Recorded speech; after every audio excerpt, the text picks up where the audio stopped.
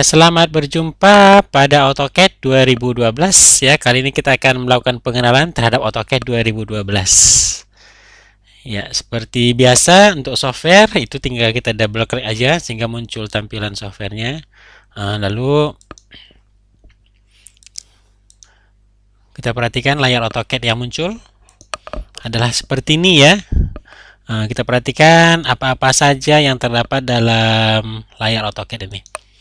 Ya, ini yang pertama, ini semuanya kita sebut sebagai menu bar. Ya, kita sebut sebagai menu bar.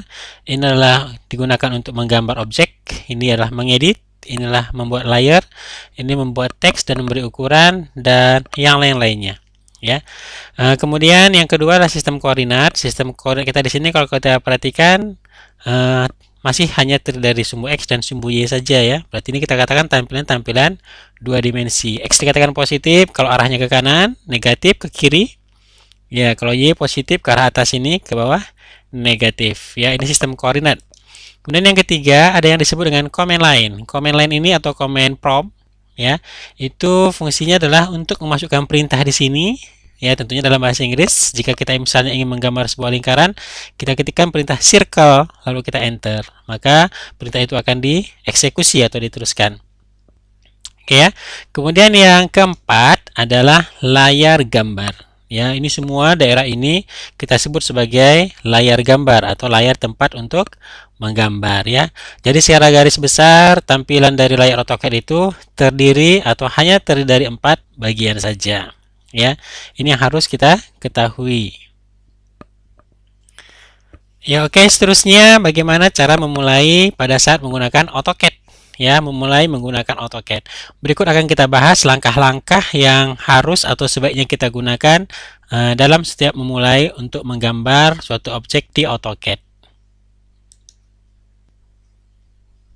Ya, untuk mulai menggambar menggunakan AutoCAD, awal sekali kita ketikkan perintah units. Fungsinya untuk memilih satuan ya. Intinya itu adalah memilih satuan, walaupun banyak desimal nantinya bisa kita atur.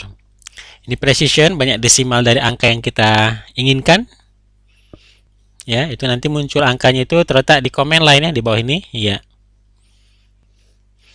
Kita ambil dia yang tidak berdesimal, lalu kita pilih satuan. Di sini satunya sangat banyak, inci, feet, miles, milimeter, sentimeter, dan lain. Kali ini kita pilih milimeter, ya standar internasional. Kita oke kan? Seterusnya kita ketikkan perintah limits pada command. Fungsinya itu adalah untuk memilih ukuran kertas. Ya, batas bawah nanti selalu 0,0 ya. Batas atas 210,297 itu batas kertas untuk jenis kertas A4 ya, dan bentuknya adalah portrait memanjang ke atas. Lalu kita ketikkan grid untuk membuat batasan dari kertas yang dari titik ya, titik ini yang jaraknya 10. Lalu snap kita buat 10. Itu adalah jarak hentakan dari mouse atau pergerakan mouse kalau kita aktifkan tentunya. Lalu kita zoom all untuk melihat tampilan dari kertas kita ya. Berarti ini adalah tampilan kertas yang sudah selesai kita atur. Jadi penggambaran itu nanti kita lakukan di dalam wilayah ini. Ya, artinya kalau pada saat kita lakukan proses pengeprintan atau mencetak gambar, maka yang tercetak itu nanti adalah bagian yang di dalam kertas ini. Jadi kalau misalnya kita menggambar di luar, ya silakan saja. Tapi pada akhirnya nanti gambar yang di luar ini kita pindahkan ke daerah wilayah kertas. Sehingga nanti gambar yang kita gambar itu akan terprint ya atau tercetak dengan baik. Ya, oke, ini sepintas tentang pengenalan atau memulai menggambar menggunakan AutoCAD 2012 maupun AutoCAD versi-versi yang sebelumnya. Ya, seterusnya kita akan melakukan pengenalan terhadap sistem koordinat di AutoCAD 2012. Ya, pengenalan sistem koordinat AutoCAD di 2012. Ya, pertama ada kita sebut koordinat absolut, penulisannya X, Y ya. Kalau dalam matematika ini sering kita sebut dengan kode Cartesian. Dia selalu mengacu ke titik 0,0 ya. Baik, sekarang kita perhatikan. Ya, tadi kita katakan selalu mengacu ke koordinat original ya atau titik 0,0. Kalaulah ini kita misalkan batas kertas kita paling bawah 0,0, kemudian ke atas ini ukuran yang lain ya. Sekarang kita menggambar garis menggunakan perintah koordinat absolut. Pertama kita ketikkan perintah line, ini fungsi untuk menggambar garis ya. Lalu muncul first point, ya, titik peletakan pertama dari garis 0,0, berarti di sini, ya, belum kelihatan. Lalu next point kita buat 20,20, ya, berarti bisa kita lihat, ya, ini garis yang terbentuk 20 arah X, 20 arah Y, ya. Jadi dia mengacu ke titik 0,0. Seterusnya next point 30,20, ini garis yang terbentuk. Ya, ini garis yang terbentuk. Berarti X-nya 30, sedangkan Y-nya 20. 40,50, seperti ini dia. Ya, X-nya 40, Y-nya 50. Seterusnya 70,70.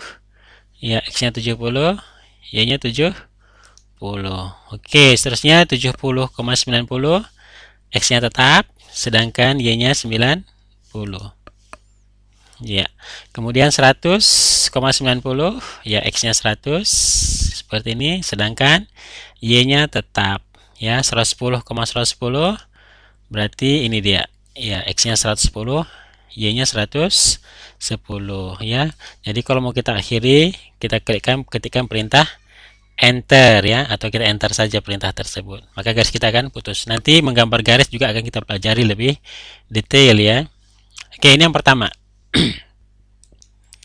Sekarang kita masuk pada poin yang kedua, yaitu koordinat polar. Koordinat polar itu penulisannya adalah r sudut alfa, ya. Berarti ini dengan menggunakan shift 2, ya, shift 2. R inilah jarak, sedangkan alfa adalah kemiringan, ya. Kita perhatikan, berarti ini berdasarkan panjang dan kemiringan, ada hubungannya dengan sudut. Kita perhatikan dulu sistem kuadran, ya, sebagaimana yang sudah pernah kita pelajari di SEMU dulu. Maka ini kita sebut sebagai kuadran pertama, daerah sudutnya adalah 0 sampai 90. Kuadran kedua 90, antara 90 sampai 180.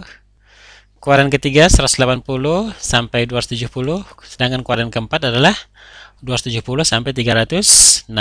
Perlu diingat bahwasanya perputaran atau sudut ini arahnya berlawan arah dengan putaran jarum jam.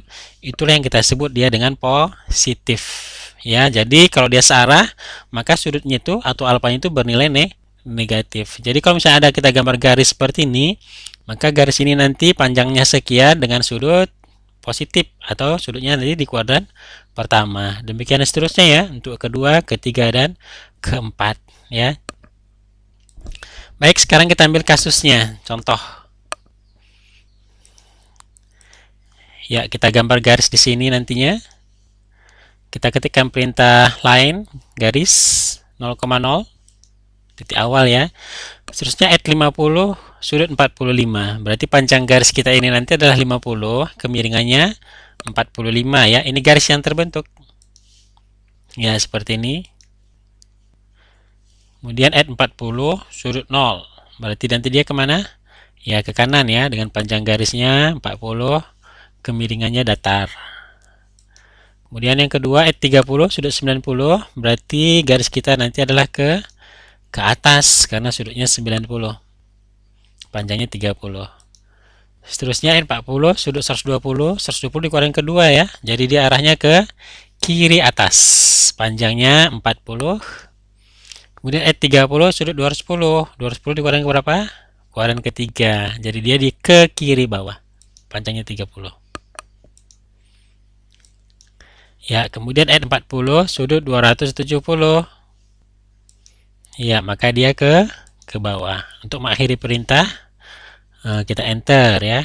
Lalu inilah penggunaan sistem koordinat polar, ya, sistem koordinat polar.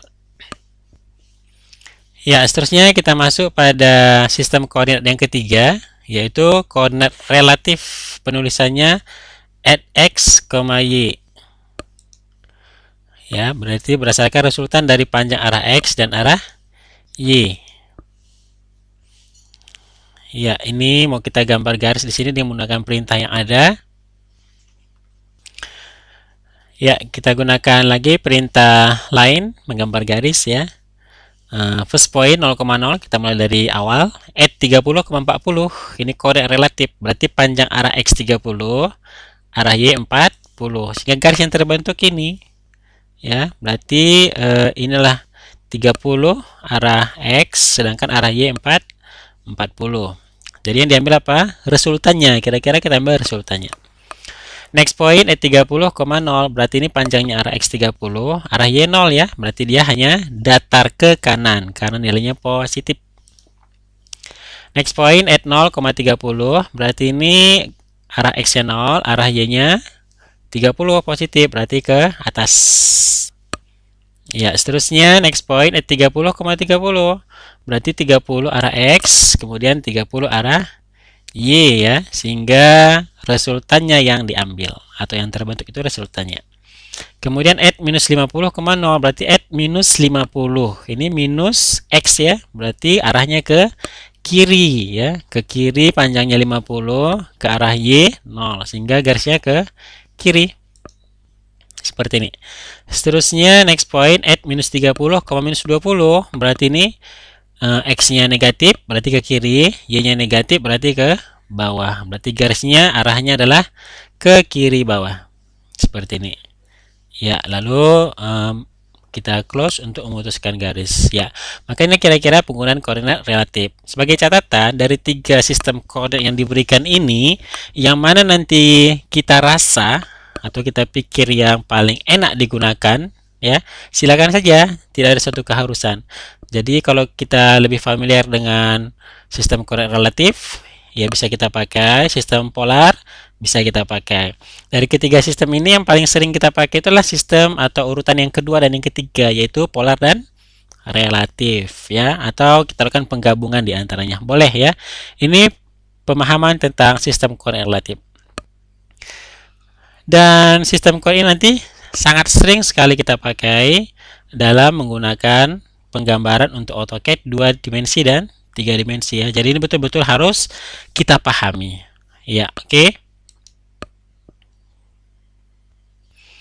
Ya, dengan demikian pengenalan tentang AutoCAD 2012 sekaligus pemahaman tentang sistem koordinat selesai ya. Berikutnya kita akan masuk pada materi-materi inti untuk 2 dimensi dan seterusnya nanti adalah 3 dimensi.